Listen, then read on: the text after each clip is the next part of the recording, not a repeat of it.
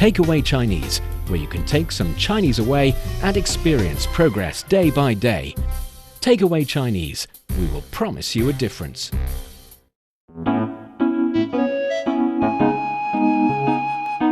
你好，欢迎收听随行汉语 Welcome to Takeaway Chinese. I'm Niu Honglin with Steve Hatherley.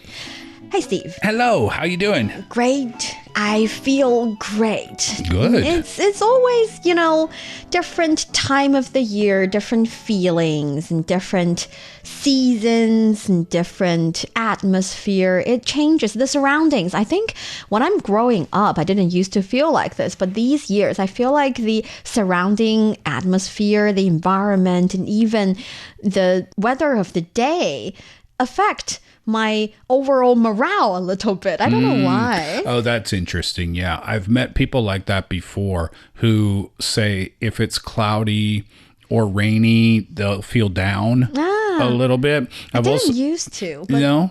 I've also heard people say that like during a season, they might have a different mood for a season. I think there's a term for that, like seasonal something disorder, but that's obviously quite serious. I'm not that serious. I'm not suggesting that you are. Yeah, that's a different topic for a different day, I suppose. Yeah, I think I know what you mean. In the midst of this time of year, colors change. You have the beautiful autumn leaves. The temperatures are changed now.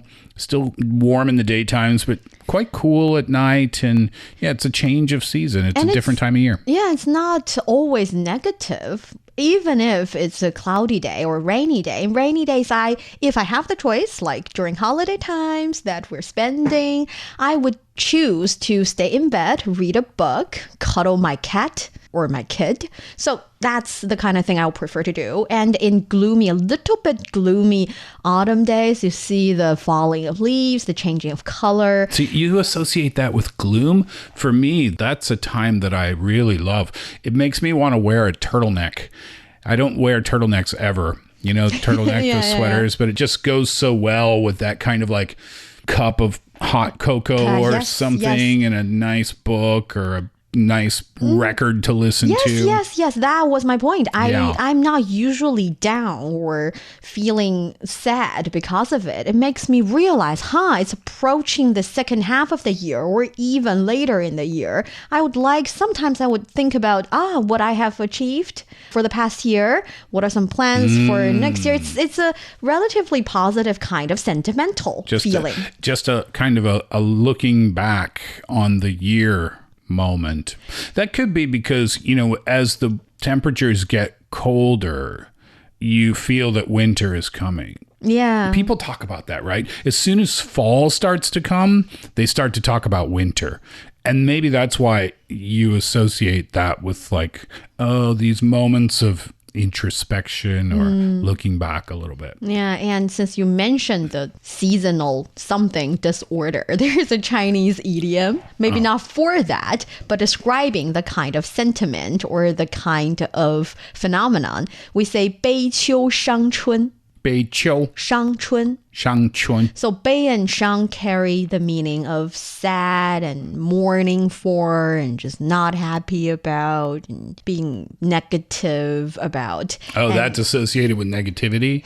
And yes, and 秋 is the season autumn and 春 is the spring. So this is used to describe someone who is always very sentimental and easy to feel the negative triggers in nature, and they will be sad about no matter if it's spring or autumn, they're sad. Yeah, seasonal affective disorder.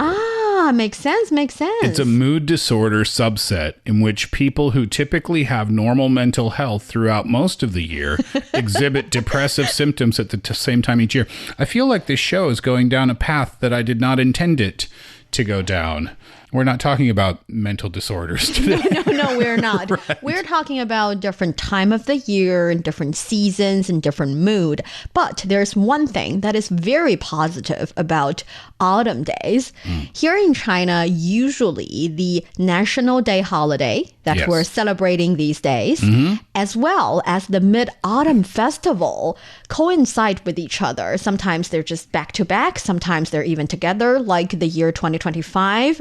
And Mid-Autumn Festival plus National Day holiday, these are holiday days. And Mid-Autumn Festival is also very significant for family reunion for Chinese people. So you would take the days to go find your family, get together and spend some time together and, really live. This is the other time of year when it's really a family holiday, right? One is the Spring Festival. And the other is the Mid-Autumn Festival. Yes. I don't know. Is one more important than the other, do you think? Oh, Spring Festival is definitely the most important. Oh, okay. Yes. Yeah, why do you say that? Why is that? Well, Spring Festival is not only a major festival for family reunion, it's also signifying the start of a year, the end of a year. You would do well-rounded summarize about your past year and making plans. And it has been also, well, I think traditionally it's because it's the time in winter days where ancient people who are working in the fields, in agricultural activities more often, do not have that much to do. So they would have time to celebrate. Whereas Mid-Autumn Festival busy time. Yes, harvesting. Right. Harvesting time. Yeah, so different vibes. Harvesting time is nice. You have abundant harvest. It's the season of gaining. It's good. It's good. Yeah. It's just different. Yeah, this is Canada's Thanksgiving time. Yeah, makes sense. Yeah, yes. it's exactly the same time as here in China. I don't mean the exact same date, but yeah, within the same period. And it's the same kind of celebration. It's very much a family time of year. A lot of focus on food.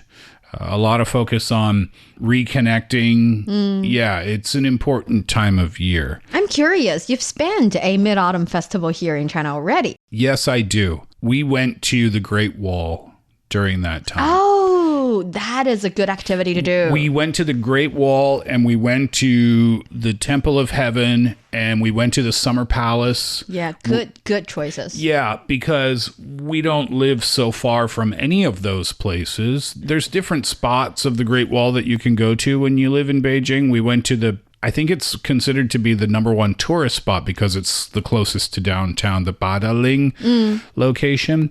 Everybody told me not to go there during the national holiday. You won't listen. My wife and I discussed it and we said, let's go anyway, just to see, because we knew it was going to be mayhem in terms of crowds, but we wanted to experience that kind of thing because just to know. Yes. And I can say it was insanely crowded, but it wasn't as bad as I thought. The space around there was so large that you can easily go to a place that isn't necessarily that crowded. But once you get to a certain section of the wall where it starts to ascend and go up, and if you get to the top, you're going to have the best views. That was like, you've seen an escalator at a shopping mall where it's just, there's all people on the escalator? That's what the Great Wall looked like. I took a picture of it because I've never seen that many people, and like, it was just a cool thing to see. So we avoided that. And then the traffic to get there and to get home was just, our taxi driver, we stopped and ate food together on the way home because the traffic was so bad. We discussed, we made a decision together to stop and get some food. Yeah, again, because China's Mid-Autumn Festival, 中秋节, by the way. 中秋节. So 中 is mid, 秋 is autumn. Yeah. And 节日 festival, so Mid-Autumn Festival. Usually it's celebrated really close to the National Day holiday and it's major traveling season, so it makes total sense. Yeah. But for those of you who are not that familiar with the holiday or the festival just yet, it is one of the most important traditional festivals in Chinese culture, typically celebrated on the 15th day of the 8th lunar month, which usually falls in September or early October, which explains how come it's so close to the National Day holiday. So the National Day holiday is October the 1st, which is a relatively fixed day on a calendar, Gregorian calendar, whereas the Mid-Autumn Festival exact date is a little bit flexible because it's based on the traditional Chinese calendar, which has something to do with the lunar calendar and stuff. So it's a little bit different on the calendar. It's a little bit different. Every year, yeah. And the festival is also known as the Moon Festival, or some people would even call it the Mooncake Festival because mooncakes are important. They are yummy. They are. And they have a lot of calories. Oh, of course. We call them 月饼. 月饼. 月 is the moon.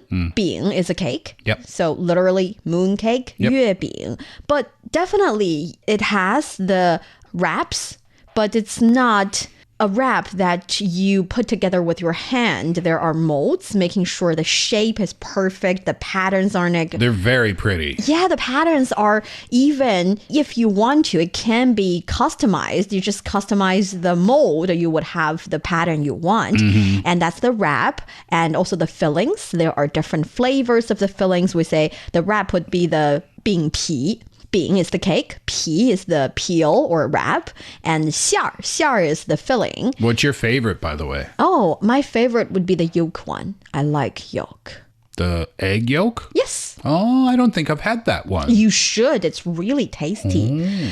Recently, I noticed that my palate favored the taste that is with a blend of salty and sweet. I want to put them together. I don't know if you have ever tried this, but in my porridge, I would sometimes put in some salty peanuts and also some raisins. Okay. And the blend is quite interesting. I do not want them to perfectly mix together. I want there to be layers of tastes. Sweet and salty together. Yes, and it can happen in an egg yolk mooncake. I'll try to have one. Yeah, the filling is sweet and you put a salted egg yolk inside so you can have a bite and feel everything. Oh, yum. Very tasty. Yum. Very, very yum. Oh, by the way, 咸蛋黄.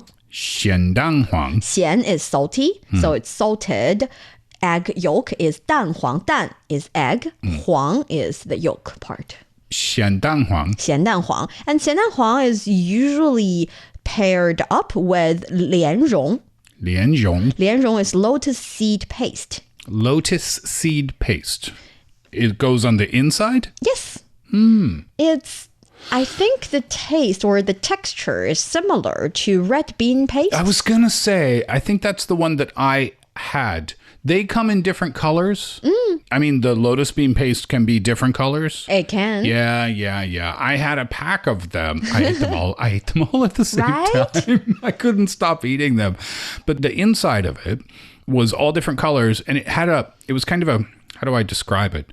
Kind of a hard interior, but like fudge, I guess, if you're familiar with that, is like harder than cake, but still soft enough to bite through easily, right? That's the lotus. Oh, okay. Yeah, I had a lot of those. Those are amazing. And the 豆沙, the red bean paste one, it's also quite tasty. It's creamier, I think.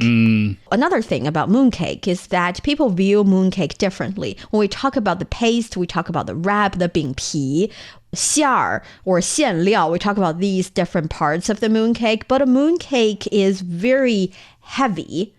In the sense that it's a mixture of, it's a pastry, but it's with a lot of butter or oil in it. And they're kind of physically heavy too. It's like a little hockey puck, kind of. Like a delicious little hockey puck. Yeah. And the thing is, in Chinese, we would even use the word 扎实 to describe it because it's heavy and it's dense. And for some people, even just half of a mooncake would give them the energy or calorie they need for half a day. Yeah, and for other people, 6 mooncakes gives them the energy they need for half a day. But when we say 扎实, we're talking about the kind of food that when you chew on them, when you eat them, when you digest them, and when you process them in your body, it takes a bit longer than, for example, just vegetable or something. It's energy bomb. They're very satisfying to eat because of how thick and heavy they are. I don't know why it feels, I don't know. I can't describe it because I can't compare it to anything else that I've tried before. I don't like the red bean on the inside, but that's just my own personal taste. But every other one that I tried, I absolutely love them. You have to keep them away from me. I'll eat the whole thing if you offer me one. And with mooncake being a traditional delicate delight in the Chinese culture for thousands of years, people nowadays, people, we live in the day and age of modern technology, of internet. Our attention span is shorter. We want things to be new and good and instantly satisfying. And people are being very creative with the fillings of mooncake. And the colors of the outside. And the shape and the overall experience. I enjoy the experience part. A lot of places, pastry shops or tourist destinations would allow you to bring just yourself or your kid to have a mooncake making experience. They have different modes. You can do things to the mooncake before baking it. And also there are different variety of mooncakes. We have ice cream mooncakes, which essentially is just ice cream in the shape of mooncakes. Okay. Delicious and fun to cook with your kid, family fun time. So the experiencing part, I enjoy. But the being very, very creative to the extent that I would call the fillings or taste, the 黑暗料理 part, not so much. Let me explain 黑暗料理 part. 黑暗料理. 黑暗 is dark. Dark. 黑 is black. 暗 is dark. 黑暗 dark. 料理 is a fancy way to say food. Dark food. It's the kind of combination or creation in a certain type of food that upon listening to the name or the concept of it, you would use the word to react to it.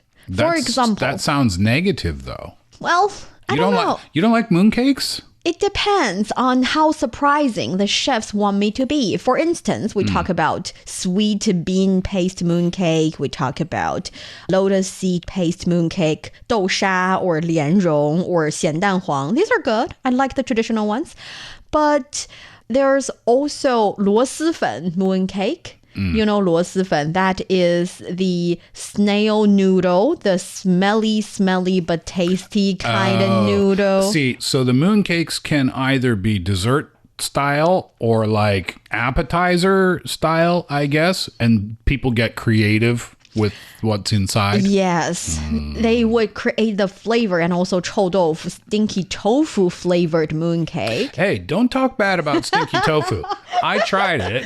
And it's not bad at all. It actually smells stronger on the outside than it does when it's in your mouth. How about the spicy instant noodle, South Korean style? And they put that or that flavor in mooncake. That doesn't seem to match. See, that's why I said you react with, Well, those textures don't make any sense, do they? I mean, the exterior of a mooncake is, I don't know that baking term for that kind of, is it fondant? Is that the term that chefs use, bakers use? That kind of thick. It's like the crust. Yeah, but it's not pastry though, right? It's a different kind of. It's kind of pastry. But it's also kind of like Play-Doh. Yeah. Right? Yeah, so I don't know what that is. But anyway, it's good. But to mix it with noodles on the inside, like ramen noodles or snails or... No, but I get it, though. I get it because people just try to come up with new and creative and fun, inventive ideas for how to serve that traditional dish. I've already made peace with the ones using meat as one of the ingredients in the filling. And I think for the stinky tofu taste, instead of putting directly tofu in it, but just the taste as a filling is not good, not bad. But it just seems unnecessary because you could just eat the tofu by itself. You don't need to wrap it in something, right? And that is the idea. They want to get creative. And there are people who enjoy them. And it's also always a fun thing to do because it has been a traditional type for so long. And having a little bit of novel try or creation is not the worst thing in the world. Yeah, because you never know. You might come up with something really delicious, yeah? Yes. So 月饼, that is a very important part for the Mid-Autumn Festival. 中秋节要吃月饼. Another thing that we've already mentioned is the family reunion part. We say 合家团圆. 合家团圆. 合家团圆 is a Chinese idiom. Basically means all of the families get together, and 团圆 is reunion. It's very important. Part of the reasons that the mooncakes are round in shape is to represent, because Chinese people believe that round things are complete. There's a start and an end. Yes, and they're together, and you do not miss anything, and you do not miss anyone in the family. It's a very positive kind of symbol in Chinese culture. So we want it to be round. And another reason, or other parts of the reason, definitely is that the mooncake mimic the shape of the moon as well. So 合家团圆 is important. And when the entire family gather together, we would enjoy the mooncake. Oh, and also there are on the Chinese market really huge round mooncakes. I've seen those. Yes, and you can share them with the entire family depending on how big the family is. Yeah, those are quite big. Yes. And on top of that, another activity which I think is not that common would be appreciating the moon. Because it is the harvest moon. Yes. Yeah. 赏月. 赏月. Yes, 赏 means to appreciate. 欣赏, and 月 is the moon, 月亮. You make a wish, right? Is that what people do? No, making a wish is to a birthday cake, I think. Yeah. Well, but I think you can. Yeah.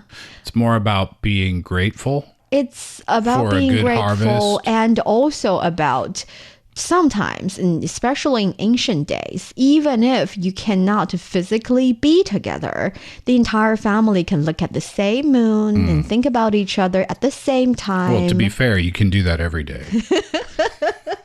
Still the same moon. Well, yeah, that's why you want the Mid-Autumn Festival day to be the day that you think of the other person. So Yeah. you're thinking about each other at the same time It's without very sweet. Yeah, instant message or In something. Canada, this is like a time of gratitude, of Thanksgiving. Of course. Yeah, so traditionally for a good harvest, and family gets together and shares food together, shares a beautiful meal, and spends some time. It's the same kind of concepts. And nowadays, even people do not do moon appreciation as a major activity as much as in ancient days. Well, we still look at the moon, or maybe nowadays we look at the moon from a different perspective because of a lot of aerospace plans and projects that China has conducted and has successfully launched.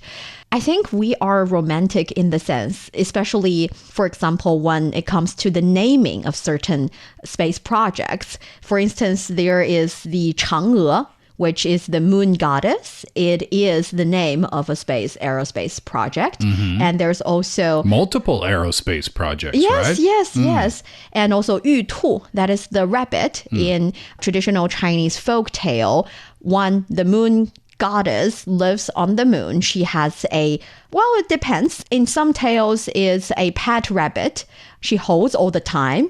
And sometimes the rabbit is super smart. The rabbit would help her working a little bit to transform herb into traditional Chinese medicine. And she will later put the ingredient in the medicine, and she'll send the medicine to the mortal world for people, help them cure their disease or something. And so the rabbit is also very important. But the rabbit and the moon goddess is always together, which is why the Yutu aircraft and the Chang'e are together. So it's quite romantic. Anyways, I think the Mid-Autumn Festival, 中秋节, is quite significant in Chinese people's hearts. And at the same time, it is like for this year, for 2025, when we celebrate the Mid-Autumn Festival during the National Day holiday, we have more time to do different things. Locally, many different places would also put on lantern shows. Yes. Because appreciating lantern, even though it's more of a thing for 元宵节, Lantern Festival. Lantern Festival. We're calling it Lantern Festival. We appreciate lanterns and guessing riddles. Yeah. But since we talked about appreciating the moon and get together and family going out and enjoying the nightlife a little bit, many different cities in China also provide their local citizens as well as tourists the kind of activities outdoor. Sometimes it's a pop-up market. Sometimes it's lantern display so that you can take your entire family and enjoy those activities. Yeah, outdoor activities because the weather is still very cooperative, right? And the kids have a great time. Yeah, it's just a really fun family time of year, and people are so busy with their work schedules.